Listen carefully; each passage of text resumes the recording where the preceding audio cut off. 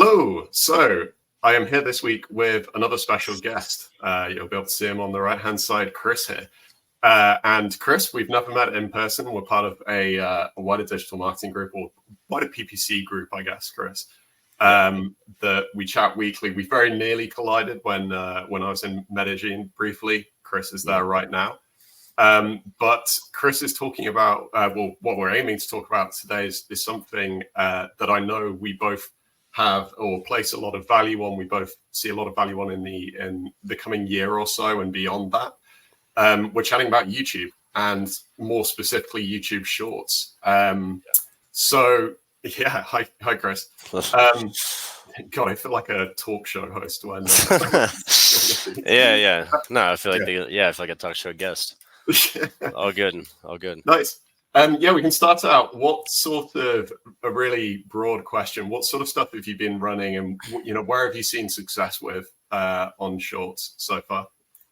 Yeah, so we've been running it, I believe, exclusively for ecom, and we've seen a lot of success for it. So like the sort of stuff that we've been running, what the way that we started doing it was we would take our top performing Facebook assets, videos like 9x16s, whether it was us actually managing it or if it was like another agency managing it or the client, getting the top performers and just plugging them straight into Shorts and then figuring out good audiences. And we found that those work extremely well.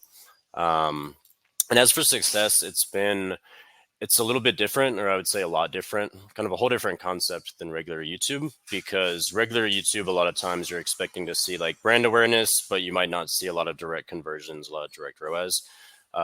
Whereas here with Shorts, we're seeing a lot of success in terms of direct ROAS. I mean, sometimes it's as high as our non-brand like search campaigns. Generally, I would say like at least half is good because it's still doing brand awareness, but it's a lot more direct. A lot more direct attribution, a lot more direct conversions directly from Shorts compared to regular YouTube. Nice. I think that's interesting. You grab it from the 9x16s from other channels. Do you find that you have to, do you use, like, what do you really look for there? Is it just a case of if it performs on 9x16 generally, it can be used in Shorts? Yeah. So usually top performers from Facebook, but what we've been doing more recently, and I guess more recently now is like quite a few months, but we've been taking them because what we realized is like Facebook style is very different than TikTok and YouTube style, and the way people scroll through it, it's very different. It's very like you have to have a stronger hook. The overlays are different. The voiceovers are different. And so if you can take those 9x16s or make them from scratch and make them very like TikTok style, then they tend to work a lot better. But yeah, just taking top performing 9x16 videos, testing different lengths, things like that. We've seen a lot of success. Yeah. It's always one that I always kind of get the sense, and I was trying to think about the difference between, because there are a lot of similarities, and I think there's a slight difference. I get the sense that Shorts, you have to grip people so quickly because like the clue's in the name, right? It's like a short teaser version of what YouTube normally is, which is it's usually, clips of longer videos. So you have to kind of work pretty hard to grip that attention. That hook has a lot of heavy lifting to do there. Yeah, definitely. Yeah, and also because like with Shorts, people are not expecting every video to be good. Like with regular YouTube, you're kind of interrupting them because they're looking for a specific video, and Shorts, they're expecting just to keep scrolling through like 9 out of 10 of the Shorts. So you have to really grab them and make it not look like an ad when you're doing the Shorts. Nice. What's I guess that, I mean, you mentioned that the change in format from usual YouTube, and you mentioned obviously, and we've seen the same thing with Shorts, much better success in driving, directly attributable returns, which rather than YouTube, you do look for that brand awareness. What do you think is the difference between Shorts and what's gone on with YouTube beforehand? In terms of like brand awareness or just in general?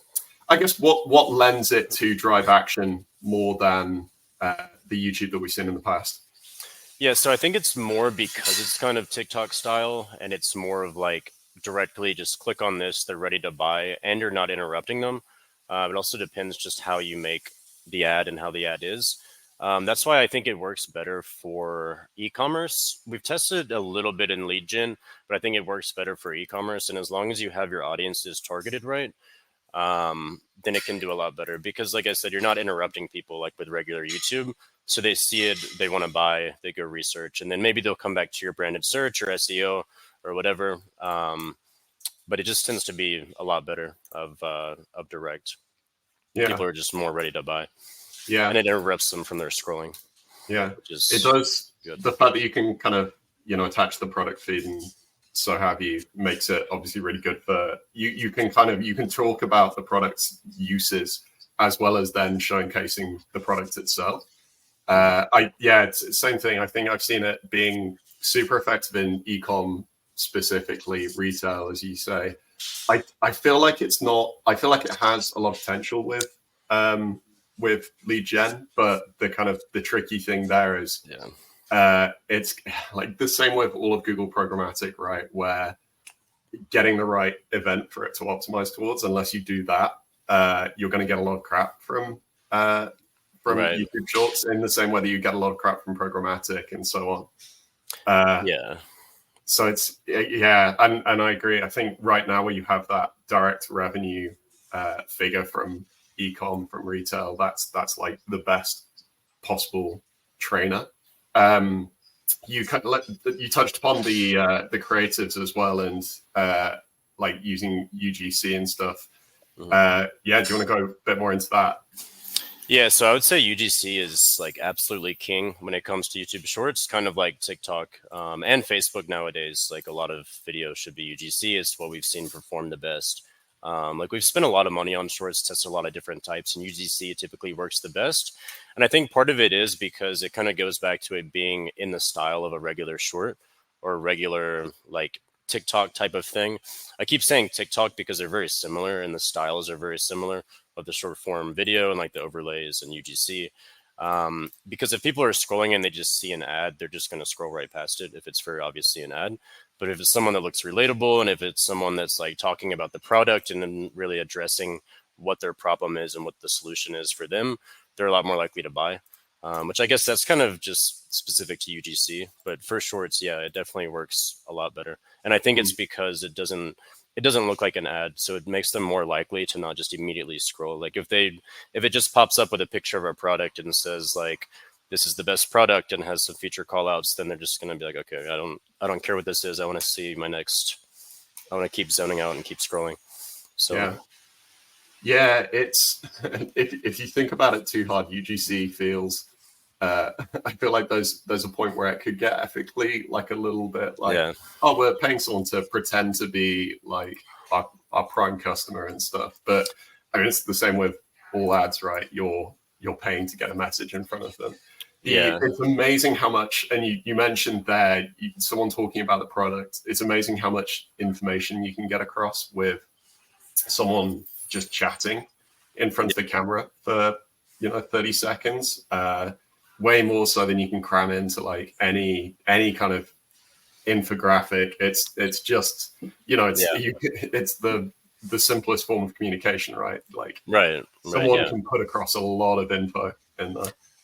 Yeah, and it makes it very easy to launch too, is because like anyone can do UGC, right? Like we've had members of our agency do UGC with products, have clients do it. It's like anyone can shoot it very easily. And so it's really easy to get it up off the ground. It's really easy to get it going because if someone looks natural, like it doesn't have to be a professional A-list looking actor. It's actually better if it's not. So it's much easier to like make it from scratch, even if you don't have Facebook or like meta assets to use. Nice. Yeah, that's because that goes into another big one that you kind of, it's the general thing with launching at any new channel, and anyone who's like watching this thinking about, do I have the budget to get into Shorts and so on?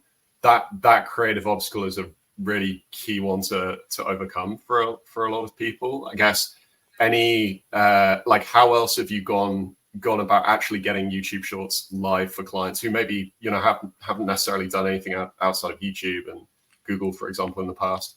Yeah, so it makes it a much bigger struggle because it's kind of like plug and play, especially if they've been running Meta or especially if they've been running TikTok, because you can just launch it immediately. If you know what you're doing with the setup, you can set it up very quickly. But if not, getting the assets, even if it's them sending you the products and you shooting UGC yourself, They could shoot it. There's things you can do like founder videos, like where it's the founder talking about the company, stuff like that. And generally, and the good thing about it versus regular YouTube is you don't need these expensive product shoots, which that's not a knock against like videographers or anything. I understand like why it costs a lot of money to get those, but you don't really need it for shorts. And if anything, it's actually worse for shorts. So I think it's easier for brands, even small brands, as long as they have their product, which obviously they do. They can shoot some kind of a video and you can make them a script, or they can send it to you and you can do it. And it's much easier to get the content. But it is a challenge if they don't already have it. It kind of depends on the client. Yeah, I like that you mentioned the kind of the founder, getting the founder in front of the camera. That's obviously, I don't know, I've found I keep on getting retargeted by this sock company that's local to me here. Yeah, and a lot of it's not necessarily on shorts. I think it's more on Instagram stories, but a lot of it is just their founder chatting very passionately, obviously, about like the quality of the sock and the work that goes into it. It would be incredibly boring for anyone else other than me, apparently way into the socks. But yeah, I feel like that, because it's for working with clients, like that would be the best actor, because they don't need to act. Like, they're obviously super passionate about the product, and something about that does resonate with people, where it's like, oh, there is a person behind this brand. They have put a lot of work into it. Their product, they do believe in it. That kind of stuff, I think, is super helpful. Yeah, especially like there's so much drop shipping nowadays, and so many products that people think are scams and things like that. And so when they put a face to a name, and it's like you said, someone's actually behind it, someone's actually passionate about it. It's like, this is a real thing. It's a real project, and people want to be a part of something that someone's passionate about. You know, I think it's just human nature. Yeah. Oh yeah, for sure. I think the kind of other side of going live on that small budget, it's quite a nice gateway into YouTube more generally. I think, as a product, it's, you kind of, I think nothing's going to, Shorts is not going to necessarily compare with YouTube in the kind of pure brand awareness stuff, but the fact that it does drive action, that you can get like a provable return that you can take to your finance team and say we have incremental here, I think does lend itself to, you can get live on a pretty low budget. You don't need a budget that's going to have 10% brand lift, for example. The requirements to do that, I think, is super helpful. I guess any other challenges that you've seen going live apart from that? Not exactly. I mean, I will say, like, for some brands, it just doesn't work. It seems to be a lot more of like, it doesn't work or it works extremely well. And it really depends a lot on the audiences, and like making sure they're pretty tight and then trimming them very aggressively as you start. But I usually start them pretty broad. So it can kind of depend. It depends on the creative. Like, I think a key thing is making sure you don't rush into it. Like, make sure the content is good for shorts. If it needs to be re-edited, needs overlays and things, don't just put it in there. I mean, that's one of the biggest things. It's just not rushing into it, making sure it's set up well. Yeah.